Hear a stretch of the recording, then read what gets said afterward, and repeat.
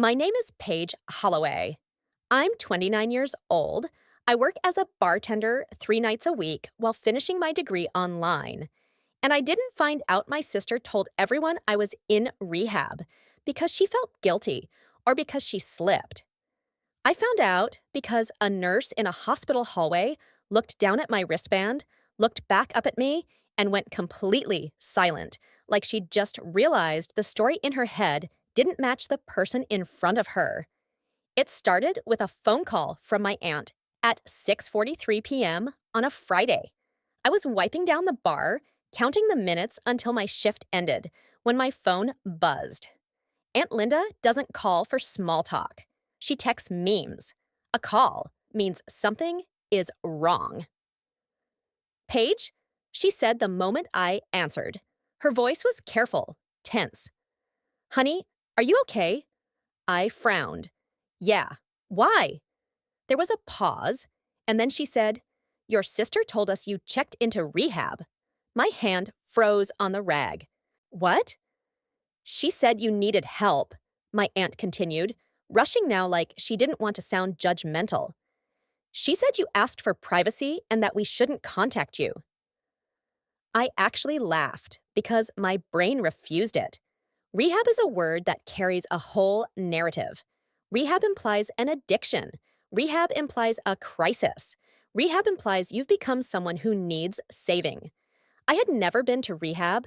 I rarely drank at all, ironically, because serving alcohol all night makes you tired of it.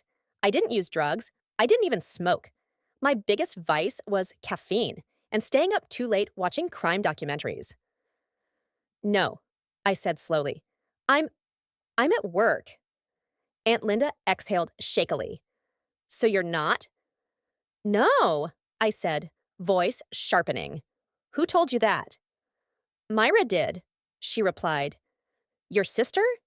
She said you'd been spiraling and she finally convinced you to go. Spiraling. That was Myra's favorite word for anything she didn't control. My sister Myra is 33, 4 years older, and for most of my life, she has had one consistent talent. She can turn her version of events into the family's official truth by speaking first and sounding concerned while she does it. She's the kind of person who can ruin your reputation with a gentle tone and a sad smile. When we were kids, she'd break something and cry loudly about how scared she was of Dad's reaction, and somehow I'd end up apologizing for making her upset. As adults, she upgraded the skill. Instead of broken lamps, it was broken narratives. She didn't accuse people directly. She worried about them publicly until everyone treated them like a problem. I kept my voice calm because if you sound angry, people decide you're unstable. Myra had taught me that lesson the hard way. Aunt Linda? I said, I'm not in rehab. I don't know why she said that, but it's not true. My aunt's voice softened into relief. Oh, thank God. I didn't want to. Who else knows? I cut in. She hesitated. Your mom, your uncle, your cousins. Myra said it was private, but you know how family is. I closed my eyes for 1 second because I could already feel the humiliation spreading through my body like heat. In one phone call, my sister had turned me into a rumor, a dramatic, shame-flavored rumor that would stick even after it was disproven, because people remember scandal better than corrections. I have to go, I said, but thank you for telling me. Paige, my aunt said gently, are you sure you're okay? You sounded upset. I swallowed hard. I'm upset because someone lied about me. That's all. I hung up, finished my shift like my body was on autopilot, and drove home with my hands shaking on the steering wheel. I should have called Myra immediately. I should have screamed at her. I should have demanded answers. But I didn't. Because I knew her, I knew she would flip the situation. She'd cry. She'd say she was worried. She'd accuse me of being defensive because I was in denial. She'd use my anger as proof that she was right. I needed something she couldn't twist. I needed a reason. And I got it the next morning when my mom called me at 8:12 a.m. She didn't say hello. She said, "Your sister says you can't talk right now." I stared at my phone. "Mom," I said slowly, "I'm talking right now." Silence. Then my mother's voice dropped. "Paige, what is going on?" I took a breath. "Myra is telling everyone I'm in rehab. I'm not. Why is she doing this?" My mom hesitated in that way that told me she knew more than she was saying. "Your sister is just worried," she said weakly. "About what?" I demanded. "I'm working. I'm in school. I pay my bills. I'm fine." My mother swallowed. "Paige, she said you've been having mood swings. She said you were drinking." I almost laughed again, but this time it was sharp. "I work in a bar," I said. "That doesn't mean I'm drunk." "I know," my mom said quickly, but she sounded so convincing. Convincing. That was the problem. Myra always sounded convincing. And then my mother said the sentence that made my blood run cold. "She said she needed to access your medical information to help you." My stomach dropped. "What?" "She asked me for your insurance info," my mom admitted. "And she asked me for your social to handle paperwork." I didn't give her the social, but I gave her your insurance member ID because she said rehab intake needed it. My throat tightened so hard it hurt. My sister wasn't just spreading a rumor, she was building a paper trail. "Mom," I said, voice shaking now, "do you understand what you just told me? She's using my identity." My mom's voice cracked. "I didn't know. I need you to tell me exactly what you gave her," I said. "Right now." My mother listed it. Insurance member number, my birth date, my address. Enough. Enough to do damage. I hung up and sat on my couch, staring at the wall while my mind spun through possibilities. Rehab lie, insurance info, family told not to contact me. Then a new thought hit me like a punch. If everyone believed I was in rehab, then no one would question why I wasn't answering calls. No one would question why I wasn't showing up. No one would question why paperwork was happening on my behalf. Myra wasn't just lying for attention. She was creating a cover story. And then the universe handed me the worst possible timing. At 11:37 a.m., my friend Kendra texted, "Are you okay? I heard you're in rehab." I stared at the message until my eyes blurred. My sister had told people outside the family too, which meant she wanted the story everywhere. I typed back, "Not true. Call me." Kendra called immediately, and her voice was tight with concern. "Paige, what is happening? Your sister told my cousin. She works at St. Mercy. She said you were admitted." Admitted. Saint. Mercy. My blood turned to ice because St. Mercy wasn't a rehab facility. It was our local hospital. "What department?" I asked. Kendra hesitated. She said detox, like a medical hold. My stomach dropped. Detox unit. Myra had placed me in a hospital story. That meant she might have actually registered something. I didn't waste time after that.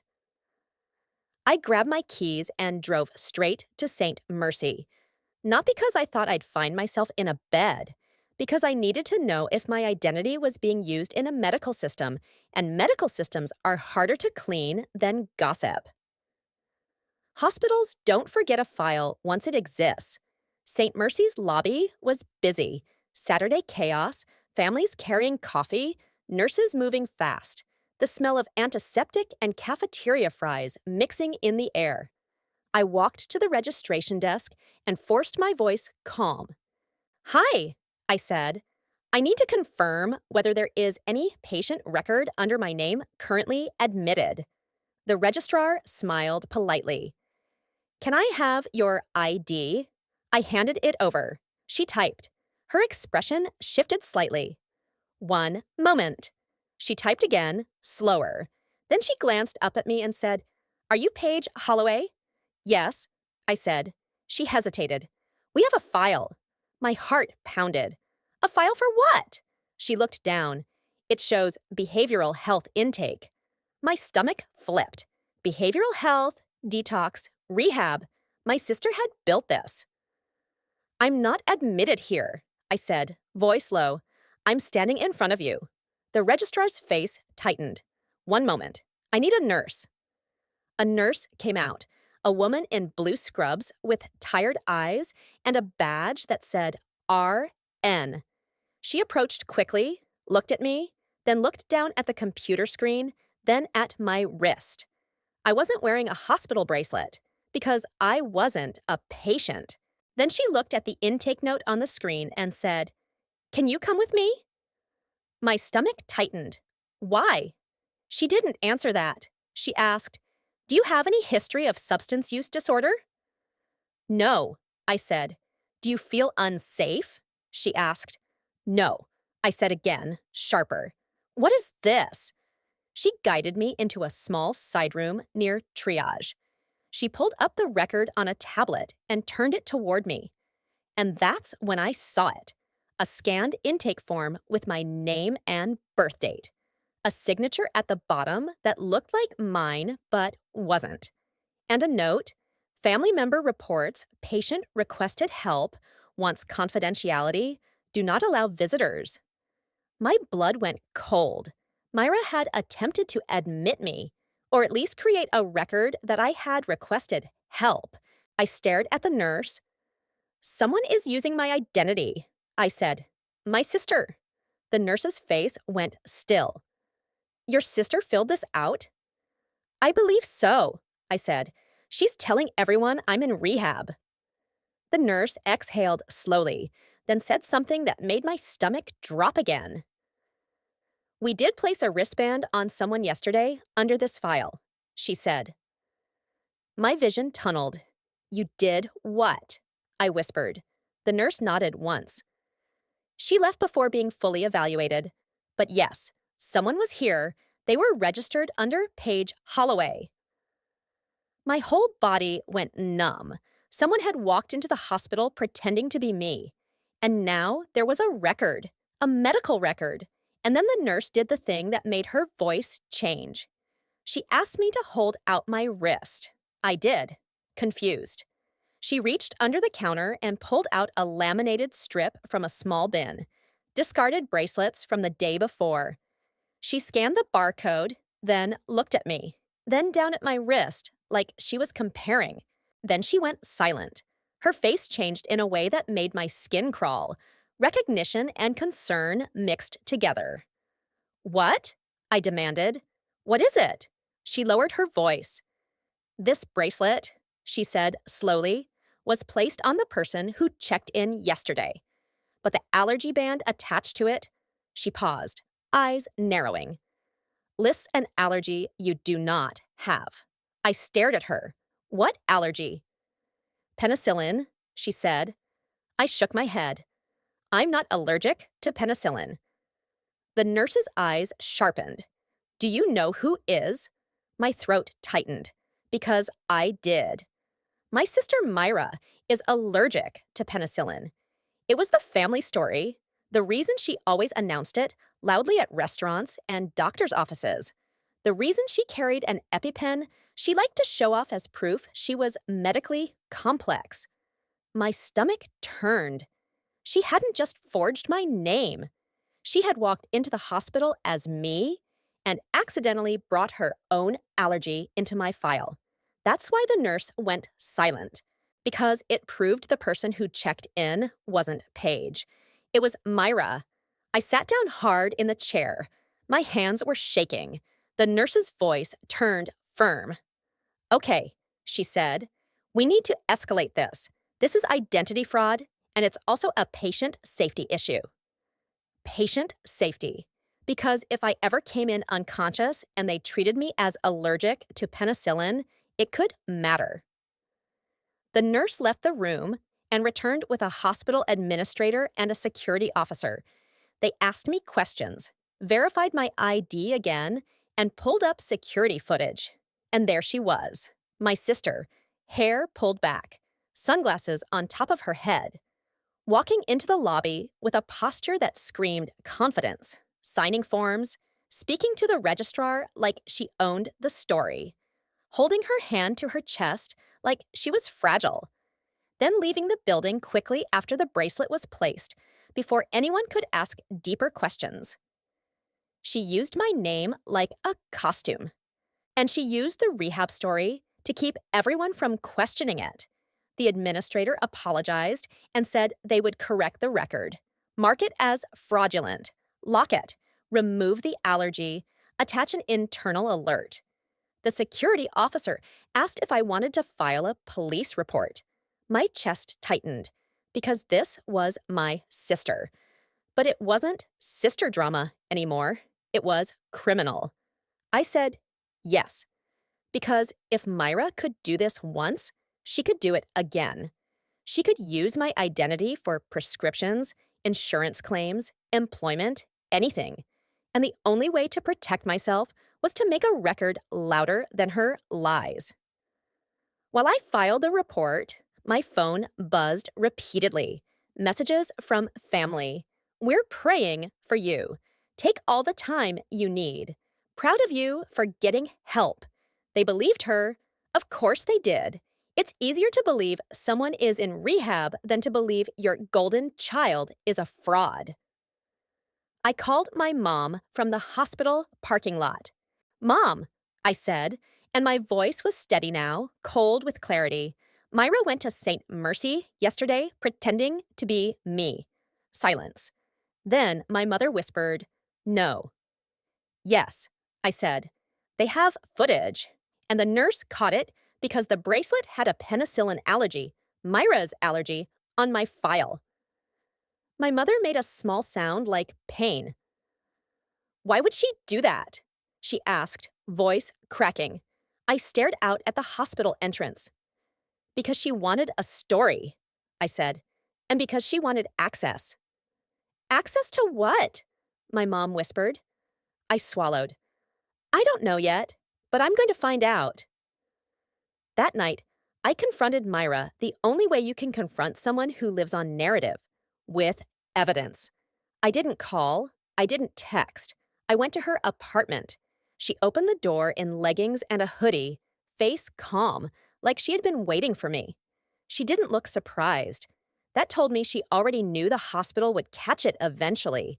Paige, she said softly, you're not supposed to be out. Out. Like she wanted to maintain the lie, even to my face. I didn't step inside. I held my phone up with the screenshot the hospital security officer had emailed me, her on camera at the registration desk. Myra's face tightened. What is that? She asked, pretending. It's you, I said, at St. Mercy, under my name. Myra exhaled slowly, then looked at me like I was the unreasonable one. I was trying to help you, she said. I almost laughed. Help me by impersonating me and telling everyone I'm in rehab? Her eyes flashed. You needed help, she snapped. You're a mess. I'm a mess, I repeated calmly. Because I work nights and go to school? Or because you needed everyone to think you were the hero again? Her mouth tightened. You're ungrateful. There it was, her favorite word when caught. I leaned closer and kept my voice low. You put your penicillin allergy on my hospital file. Myra froze, just for a second. Then she recovered, but it was too late. She knew I had the detail. She knew I had proof. And in that moment, her mask slipped enough for me to see the truth underneath. She wasn't scared for me. She was scared for herself. I filed a report, I said, with the hospital and the police. Myra's face went pale. You wouldn't. I did, I said, because you didn't just lie. You used my identity, and I'm done being the person you practice on. She started crying. Of course she did. Big tears, shaking breath. The performance she used on adults when we were kids. I was just worried, she sobbed. I thought if people knew you were getting help, They'd stop judging you. I stared at her. No one was judging me. I said, You were. Then I did something that felt like stepping off a cliff because it meant accepting what my sister truly was. I said, You're not allowed to contact anyone about me again. You're not allowed to speak for me. And if I find out you used my identity anywhere else, I will press charges. Myra's tears stopped instantly. The switch was so fast it was almost impressive. She looked at me with cold anger. You're ruining my life, she whispered. I held her gaze. You tried to ruin mine, I said. Then I walked away. Over the next weeks, the rehab rumor collapsed slowly, as truth does when it doesn't have a performer attached to it. People asked questions. My aunt asked why Myra couldn't name the facility. My mom demanded answers. Myra changed her story 3 times. First it was rehab, then it was detox consultation, then it was, I just called to ask about programs. But she couldn't erase the hospital footage. She couldn't erase the police report. She couldn't erase the fact that my file had her allergy on it.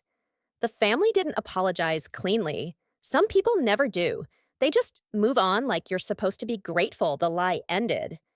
But I didn't move on the same way. I froze my credit. I put a fraud alert on my identity. I changed passwords. I asked the hospital to attach a permanent note to my record requiring photo verification and a verbal passphrase for any intake changes.